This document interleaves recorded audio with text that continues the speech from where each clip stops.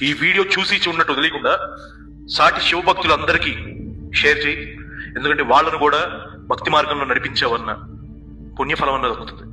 Actual గా every month మాస శివరాత్రి అని చెప్పి ఒకటి వస్తుంది. అంటే శివరాత్రి తెలుసు, మాస శివరాత్రి ఏంటి అంటారా? అవును, యాక్చువల్ గా ఏంటంటే ప్రతి మంత్ లో ఒక రోజు మాస శివరాత్రి అని వస్తుంది. This is extremely powerful.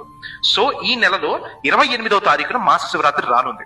కాబట్టి ఇప్పుడు దాకా శివారాధన స్టార్ట్ చేయని వాళ్ళు ఎవరన్నా ఉంటే మీరు అర్జెంట్ గా మీ దగ్గరలో ఉన్న ఒక చిన్న స్ఫటిక శివలింగాన్ని ఒరిజినల్ ఎక్కడ దొరుకుతుందో చూసి కొనుక్కోండి. లేదా మా వల్ల కావట్లేదు అంటే నేను ఇక్కడ స్క్రీన్ మీద ఒక నెంబర్ ఇస్తున్నాను, ఫోన్ చేసి ఆర్డర్ చేసుకోండి.